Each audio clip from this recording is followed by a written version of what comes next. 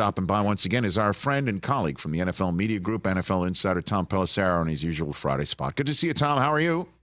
Good to see you, Rich. Doing great here. How are my boys in the studio? All right. Tommy P. Tommy P. My man. Do you understand how disappointed they are when you don't start your interviews that way? It hurts. It's painful. Every now and then I forget, but I try to rectify these things. One of my New Year's resolutions, and so far in 2024, I'm 1 for 1. There, ladies and Happy gentlemen. New Year, Tom. We love you.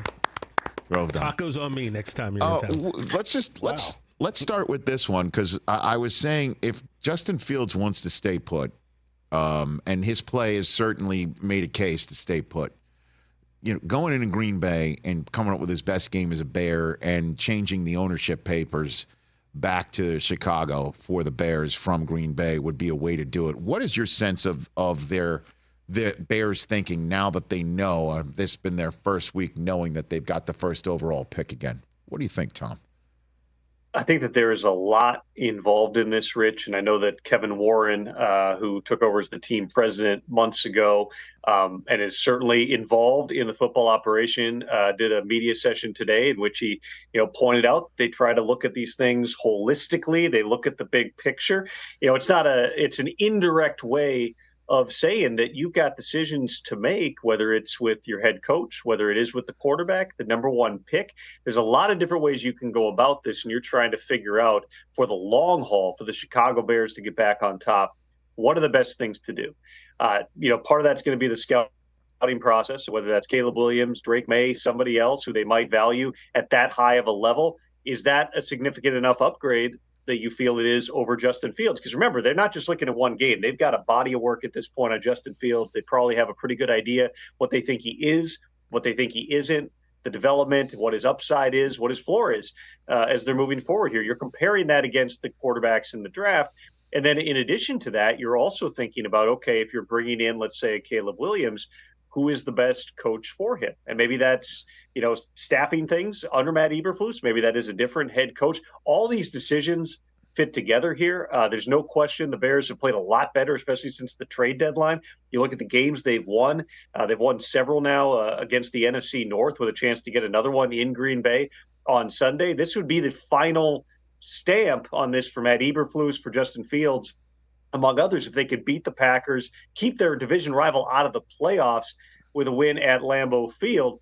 But again, the fact they have a new team president who wants to look at the entire situation, you got a lot of parts that are all interconnected here, and they're going to have to make those decisions based upon that criteria. Well, who's they? Who is it? Is it George McCaskey? Is that who it is? Like, who's the one that's going to be like, okay, we're keeping Eberflus, now make your decisions from there, or okay, holistically, what does that mean about if Eberflus goes and how does this work? I mean, and when? Like, what's the timing here? I mean, there's lots going on.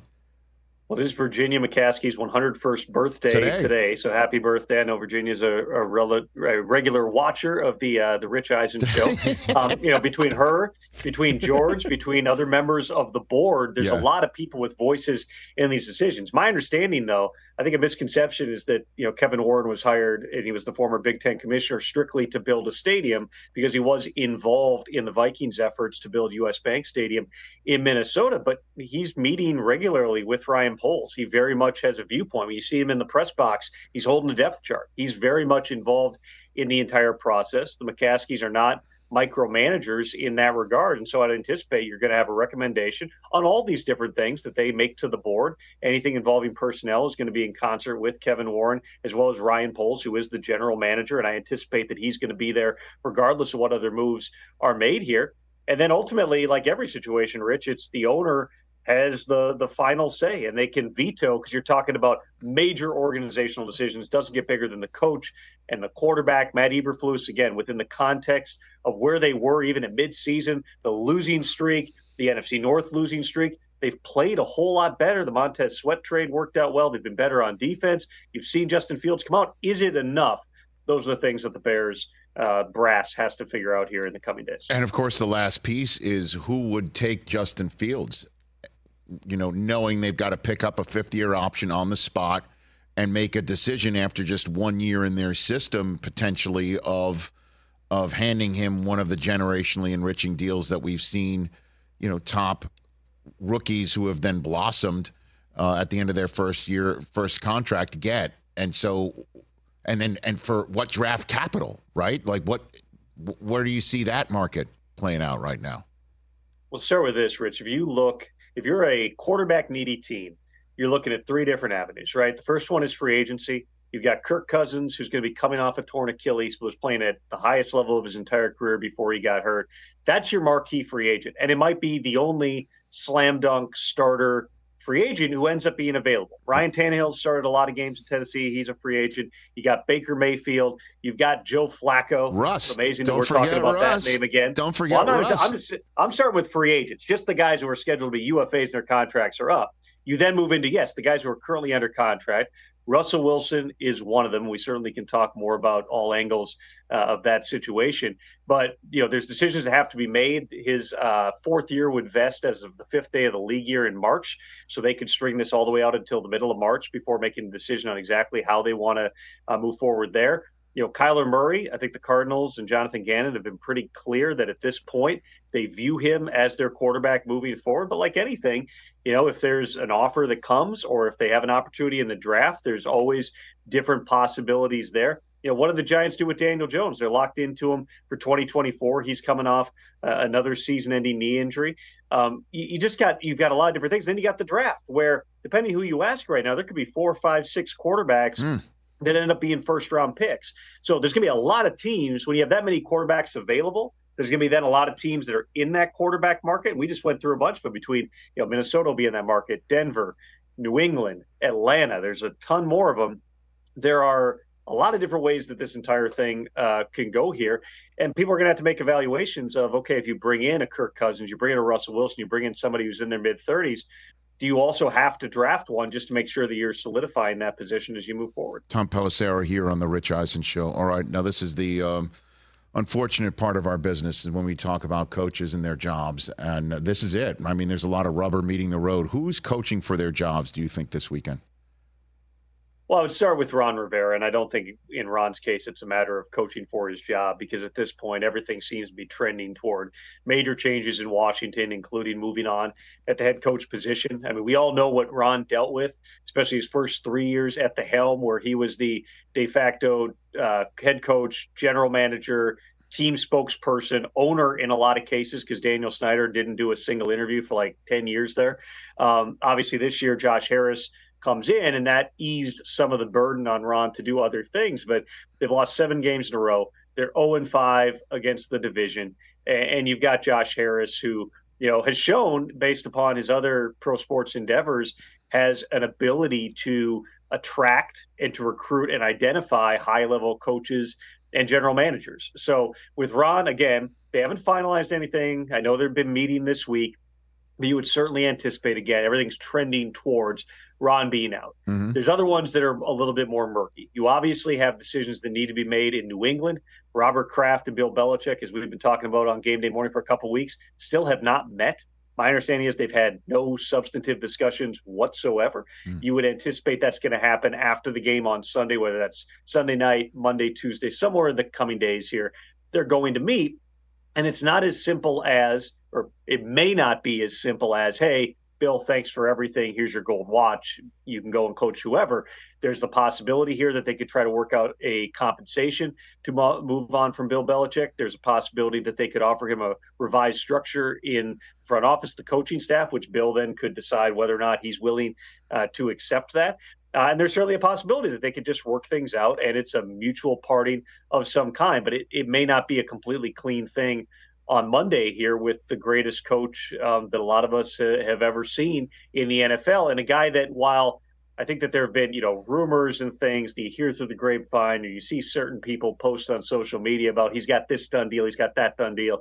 I can tell you this, Rich, there's no done deal right now with Bill Belichick. But when a guy like that becomes available, you have to not just look at the jobs that are open or are going to open come Monday, maybe even jobs that aren't open, and some owners who might be looking at the opportunity to get a guy who's won 300-plus games in the short term with a team that can win right now. A lot of moving parts still at play there. In terms of, coaching for your jobs, I think that you're moving on to places like Atlanta. And, we talked about it last week. At that point, it would be a surprise if Arthur Smith is not back as the Falcons coach for year 4, just based upon the undertaking that they had with the roster, with the cap, with everything else. However, Arthur Blank has left the door open in multiple media interviews saying, hey, let's see how these last 2 games go. Well, the Falcons, I don't want to say they didn't show up, but they didn't play well last week in Chicago.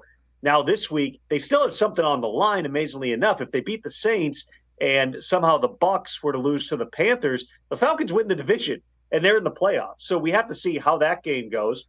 Similarly, with the Tampa Bay Buccaneers, there's been no indication in recent weeks that the Bucs are looking to move on. Having said that, the Glazers are very private about these things. They usually move swiftly the night of or the day after the final game. If the Bucs, who need to win one of these final 2 to win the division and get in, manage to lose to the worst team in the NFL on Sunday, I think it's fair to say that you could potentially have changes in Tampa as well. And that's not even getting into, Rich, some of the teams that may have some question marks if they don't advance far enough in the playoffs. There's a lot of different things that can play out here. It's possible we only get answers on 1 or 2 of them come Monday. But as we've seen in recent years here, there are always some of those aftershock types of moves that become possible. And with the way that the NFL has legislated things this year in terms of delaying in-person interviews with any NFL personnel for 2 weeks for head coaching jobs, we may be sitting there in Las Vegas the first, second week of February and not having answers on who's taking a bunch of these jobs. How about New Orleans? Is he coaching for his gig or no? That's not the case. We'll see. They're a unique setup there. Obviously, Gail Benson took over for her husband. They've been a place that's had a lot of stability for a long time. Mickey Loomis has been the GM there a long time. Sean Payton could have probably coached there as long as he wanted to. He needed a breath. Now he's in Denver. With Dennis Allen, Rappaport and I reported last week, at this point, there's no signs that New Orleans will be looking to move on. They probably are going to make changes. It may well be on the offensive side of the ball because that's been a big point of frustration. And they got a lot to do in terms of their roster. I know everybody always jokes, the cap is a myth in that. Well, the Saints have like $320+ million, I think, in 2024 cap commitments on the books right now. You can restructure things, you can flip things over, but at some point it does impact what you can do. So how big of a line do they take in terms of trying to move on from some of those things and maybe be in a little different position, get younger because they got more guys over age 30 than anybody in the NFL. These are all things that have to play out here, but no signs as of this moment right now, Friday, January 5th, that they're going to be changing head coaches in New Orleans. Tom Pelissero, if my higher education institution goes ahead and makes me one of the happiest people on planet Earth on Monday night, which owner is most likely to be the first one to reach out to Jim Harbaugh and congratulate him and ask him if he wants to talk on Tuesday? Tom? I would say let's start with this, Rich. Jim Harbaugh is in the middle of a very busy week, yes, as I'm sure you know. They flew back. I want to say they got back to Ann Arbor, I was told, like early Tuesday morning, and then they had to be on a plane to Texas like 48 hours later. So there is not a lot of time to kind of, be able to think about other things. I mean, listen, I know that Jim certainly had given a lot of thought to the possibility of a return to the NFL. He waited 2 years ago with the Vikings. He waited last year with the Broncos. There were scenarios where he would have taken those jobs. They just didn't play out that way. And part of it seems to be, the time that it was taking for him to get an offer from those teams. With the Vikings, they brought him in for a lengthy all-day second interview. And by the time he got back on the plane, he said, I'm going back to Michigan. And the Vikings really liked Kevin O'Connell, and they were moving forward on that anyway. With last year in Denver, they did a Zoom interview with him, which I was told went totally fine, went well. They wanted to do an in-person. And I got the impression Jim's response to that was, why are we doing all these interviews? I'm Jim Harbaugh. You know what I've done in the NFL. You know what I've done in college. Like, am I your guy or not? If I'm not, then I'm gonna go back to Michigan. And the Penners actually flew and saw him, sat in his living room in Ann Arbor, and still tried to pitch him at one point last January. All of which is to say, if Jim Harbaugh takes a job, I would anticipate that it moves relatively swiftly here. There's a process in the NFL. There's the Rooney Rule. You have to conduct multiple interviews with external minority candidates. Go back to your original question, if there are owners calling him very quickly in the hours after that game to say congratulations and, hey, there's a plane that you might recognize with our logo on it, I think that one you would start with is the Raiders. listen, Mark Davis is a big believer that you need a name in Vegas. He wants the name on the marquee. He wants to draw people in. That's, what you got with John Gruden. That's what you got until you didn't get it with Josh McDaniels. Antonio Pierce, it's fair to say, has been really impressive in what he's done in terms of the fact that they've won games and they get the win over the Chiefs. And he's clearly got key players like Max Crosby and Devontae Adams taking every opportunity possible to speak up publicly in his favor. If they get a win this week against the Broncos, that's another chip in his stack in terms of getting the head coaching job. But is Antonio Pierce the name for Mark Davis? I would certainly say that Mark Davis is going to vet everything. Jim Harbaugh, as somebody who was an assistant coach for the Raiders, coming to a team that does have some superstar players in a high-profile media market, able to grab headlines, it would make a lot of sense. The second one I would mention would be the LA Chargers, a team that, I know that John Spano said in an interview recently, that they would consider it a plus, I think he said, if somebody's got prior head coaching experience, because they're coming off several head coaches, Mike McCoy, Anthony Lynn, Brandon Staley in a row, who are first timers. Doesn't mean they're definitely going to go that route. But Jim Harbaugh coming in, knowing who his quarterback is going to be, there's surgery that needs to be done on that roster to get the cap right. They got older star players who are very expensive. There's going to be hard decisions you need to make on guys like Keenan Allen. Austin Eckler's a free agent, Joey Bosa, Khalil Mack. There's a lot of things you have to figure out. But if you're the Chargers and you've spent your time as Stan Kroenke's tenant in that stadium and always grasping to try to, be the team that's in the focus when you've got Sean McVay over there winning a Super Bowl and now leading another playoff team with a total rebuild on both sides of the football here. Jim Harbaugh is the type of guy who suddenly is going to become the focus within the NFL. I would anticipate everybody who's got a vacancy or might have a vacancy is at least weighing the possibility of Jim Harbaugh, because listen, he is an eccentric guy, Rich. He is a different personality. It's not a normal operation, and he knows exactly what he wants it to look like. But he has also won at every level, going back to his University of San Diego days, to Stanford, to the 49ers, to Michigan. He knows how to win. He does have an interest in winning again in the NFL, I'm sorry to say, for Michigan fans.